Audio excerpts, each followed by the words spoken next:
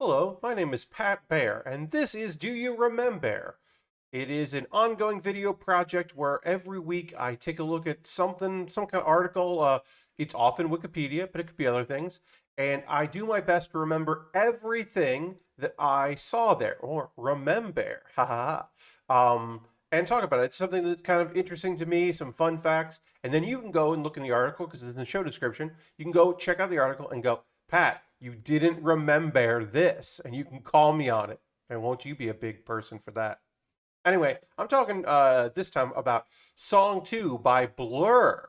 That is the single by Blur in 1997 that did well in the UK charts, the Australia charts, and made it number 6 on the Billboard Alternative charts, which later would be called the Modern Rock charts. Um, and it was Blur's only hit in the United States. The band Blur, a little context, is part or was part of the Britpop movement, although that's more of a marketing term and kind of more of a cultural thing. And they also, along with like some of the other bands in the group in that category, kind of said we're not really Britpop. And particularly, Blur didn't start with this kind of like indie rock sound. They were more going for a or indie pop sound. Um, they were certainly influenced by guitar rock of the '60s, and in this fifth album, which was entitled Blur, this self-entitled album, one of the members of the band was tooling around with this song and did like a demo as an acoustic version of Song 2, and the woohoo that you hear in the chorus was whistles, and another member of the band was like, you should just like well, let's do this, but let's do like a heavy version. And then we'll send it to the record company as a joke. We'll be like, this should be our next single from the album. Because it was more like in the long line of mainstream alternative rock or modern rock that was popular in the United States at the time. And so they were like, that's really funny because that's not us. Like we're contemporaries of Pulp and Oasis. We're like it'd be funny if we made like a grunge song in a way. They're like that's very very funny that we'll record it like that. So they recorded like over the top. Well, it turns out the record label was like, hell yeah, this rules. This should definitely be your single. And they were like, okay. And it's like, yeah, how did you not think that Song 2, like, it's 2 minutes and 2 seconds. There is two verses and the chorus plays twice. And they were like, oh, we'll call it Song 2. We'll put it second on the album. Of course, that's going to do well. The fact that it charted was surprising, but this was a breakout hit for them.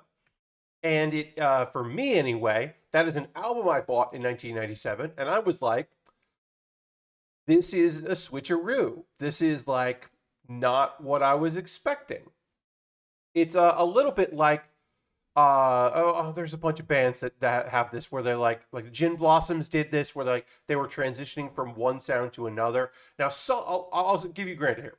The self-entitled fifth album by Blur uh, does have some songs that are approaching Song 2. Song 2 is not the only song on this album that are like that, but it's still a band that's in transition going through stylistic changes that the band had already done previously anyway. So it's not too surprising.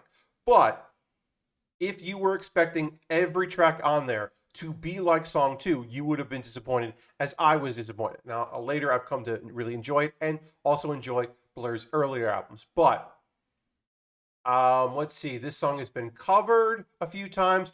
One of the members of Blur is also one of the creators or the creator of the Gorillaz, and another member of the band came out and joined them for a Gorillaz cover slash weird remix of this song that which that's fucking sounds rad as hell. I read that and I was like, oh, I want to track that down.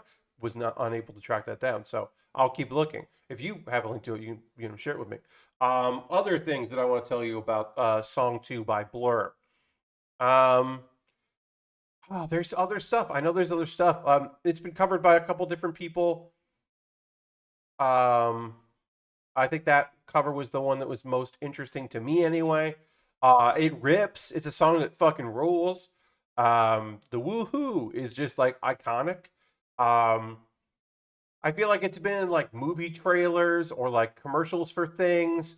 Oh, um, they were approached by some kind of militaristic enterprise, like jet manufacturer or somebody in the military industrial complex was like, "Hey, we want to license your song," and they were like, "No, we're good." And they're basically like, "We can't really license our song to war profiteers. Like, we're anti-war," and it's like, yeah, okay.